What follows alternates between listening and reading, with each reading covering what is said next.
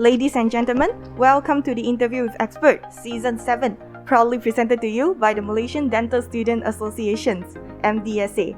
I am Kirshen, representative from the Academic and Research Bureau of MDSA. For this episode today, we are beyond honoured to have with us Dr. Yong Peng San.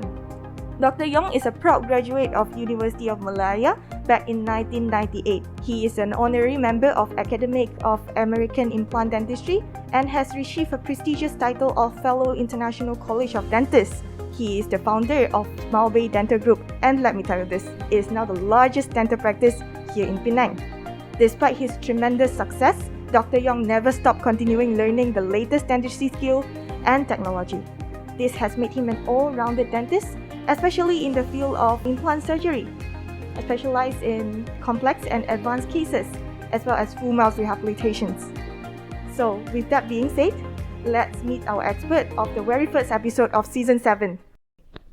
So, good morning, Doctor. How are you doing today? Good morning. I'm fine. Great. Thank you.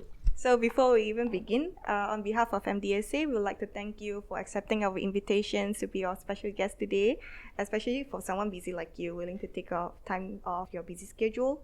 So, we really appreciate that. You're welcome. So, shall we jump right into the interview? Yes, sure. Okay, as I walk into your clinic, I've seen banners outside promoting digital dentistry. Could you please tell us what made you decide that your practice has to go digital? To remain competitive, to be ahead of time. But the most important thing is I always think of my patients. What can we do for them? What is the best value that we can deliver to them? Most of our patients request for consistency, predictable treatment outcome. And of course, they want to have a simpler procedures in a way that they do not spend so much of their time in the dental clinics. And at the same time, I think it is of interest of everyone.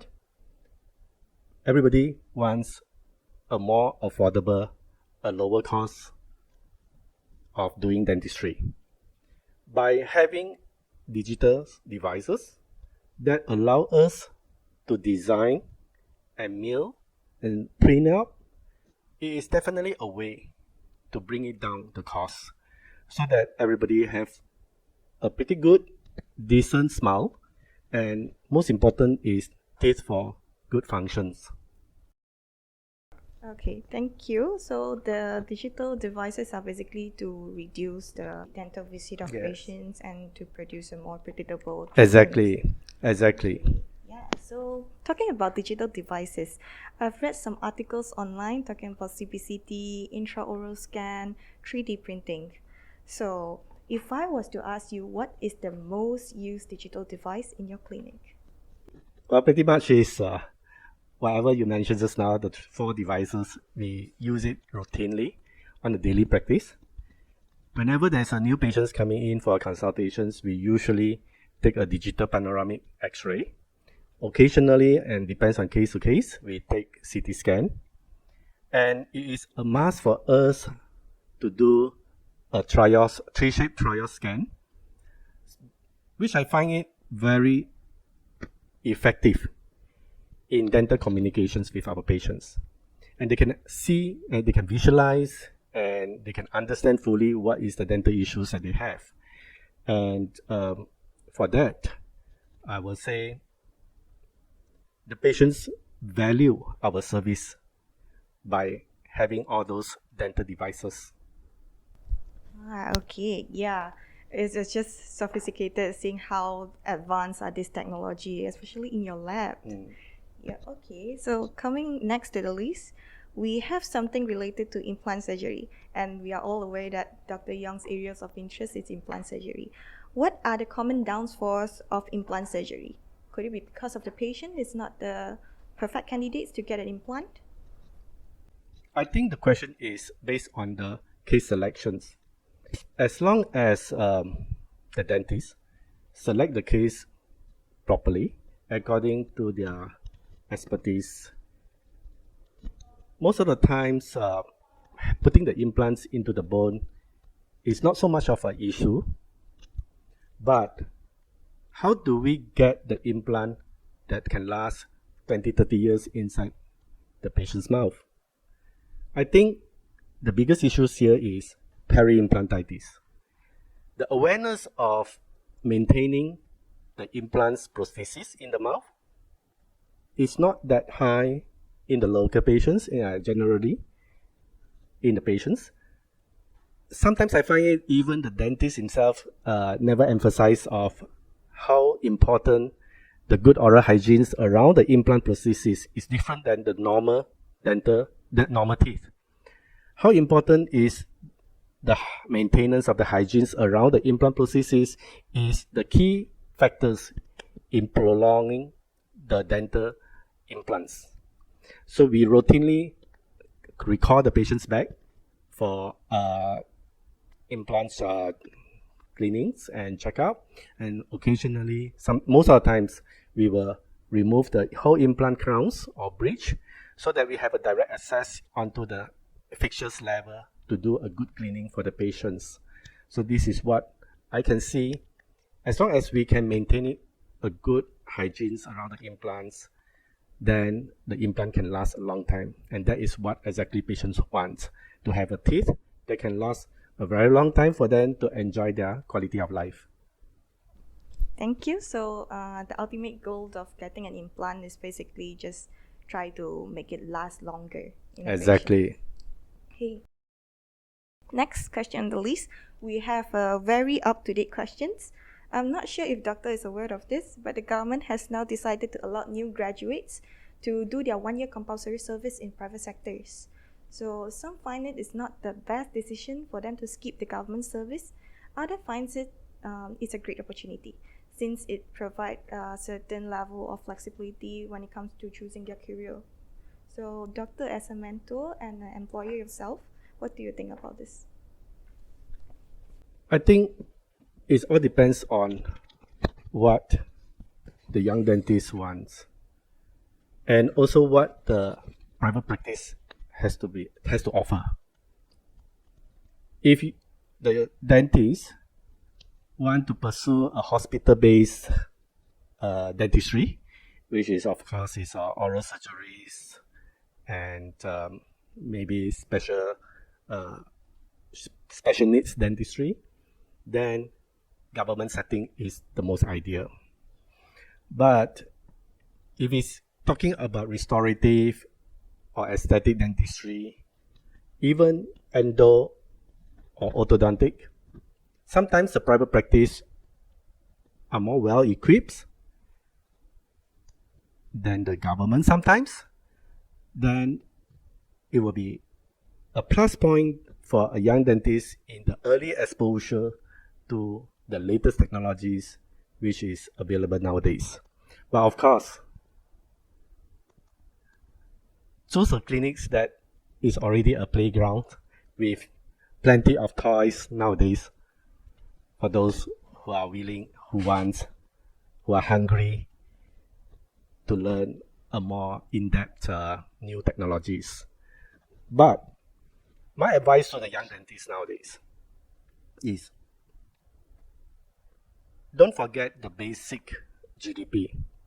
The most important is do a very comprehensive examinations and diagnosis, and start from the very basic of doing a good scaling and polishing, giving a good OHI, doing the good restorative works before you jump into implants, ortho, which is a hit of everyone nowadays.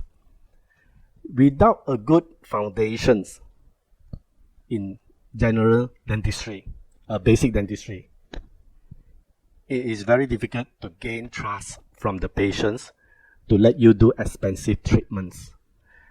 So if you don't put a lot of focus into basic dentistry as a young dentist, set a good foundations, it will limit the growth in the future. That's what my view is. So to me, is set the foundations strong and solid first.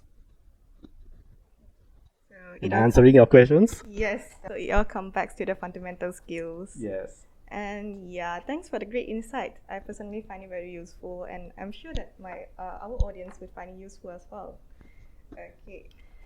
Talking about private practice, the next question would be something related to your business. So, what motivates you to take the risk and start your own business?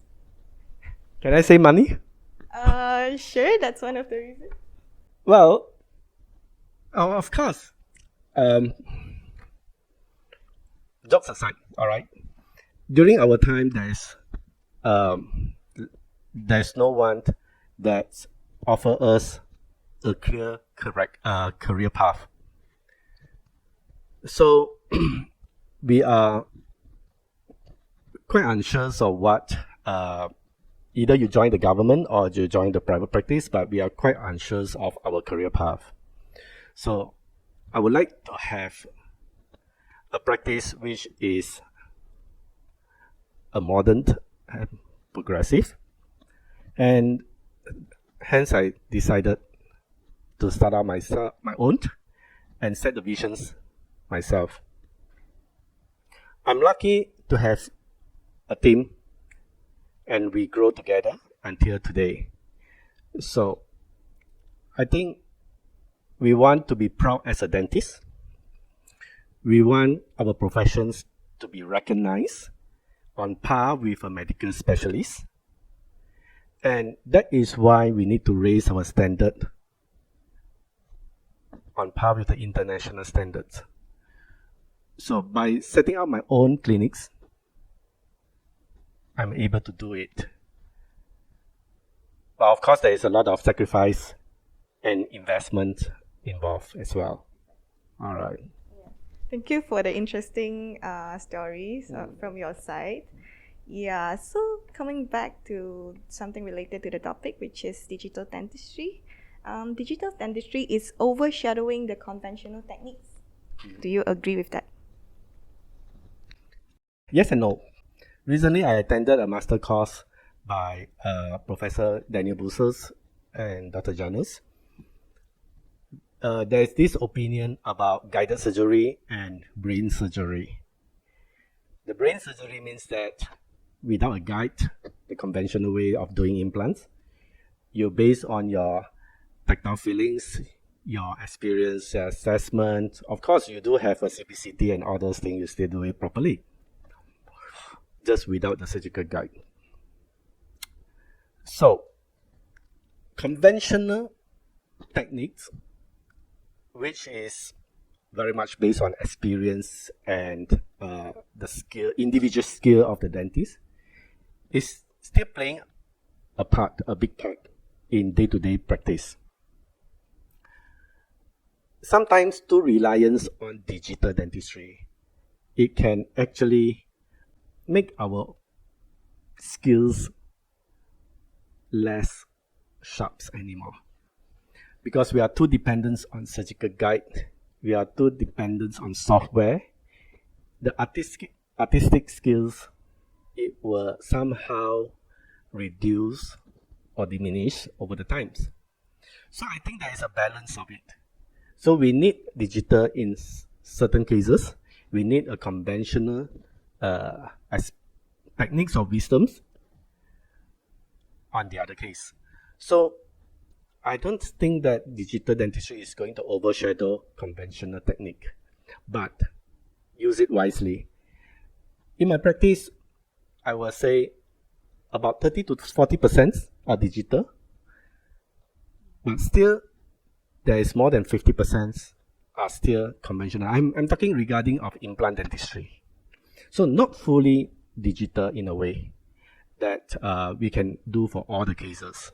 Some very challenging cases, we still need a lot of experience and tactile feeling, and so that we can able to visualize the operating field.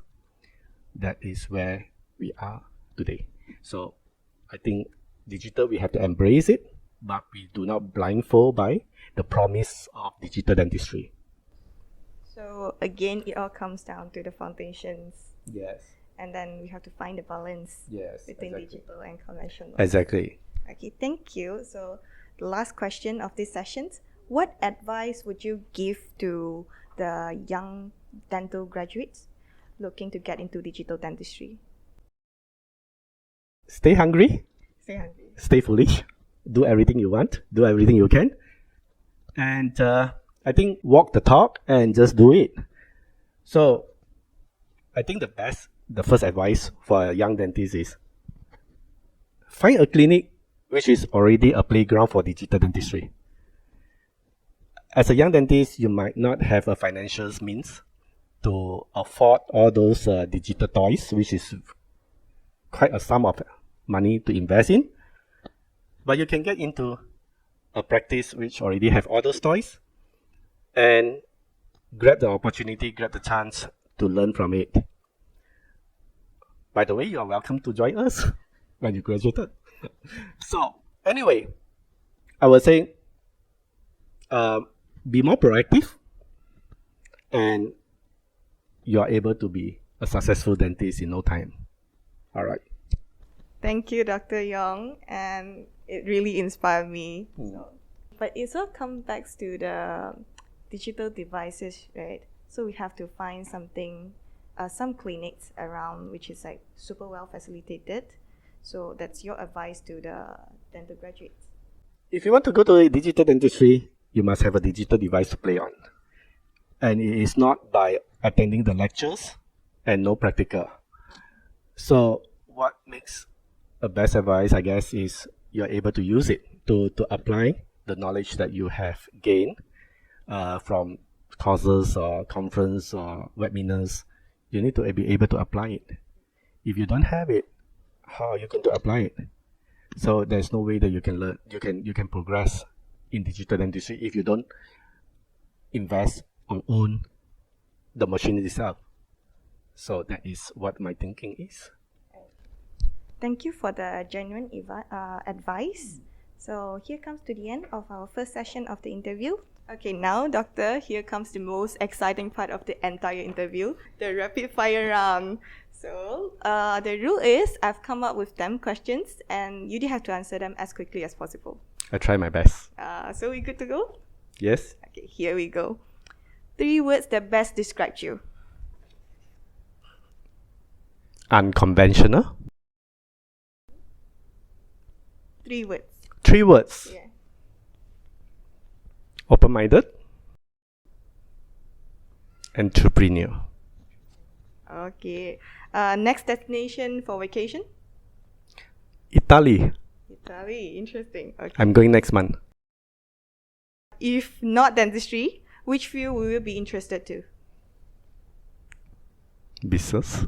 Business. Oh, you indeed a businessman. Okay. I'm still a very clinician.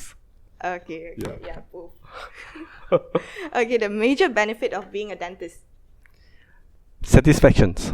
Satisfaction. Job satisfactions. The best compliment you have ever received. I can survive anywhere. Can survive anywhere. The most difficult subject to pass when you were doing your undergraduate degree.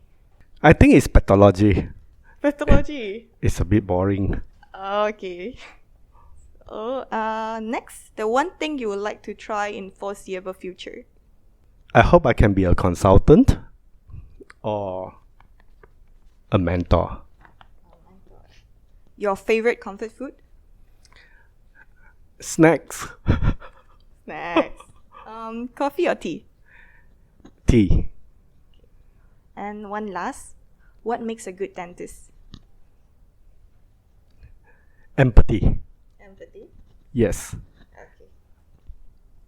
So, we have now come to the end of this interview.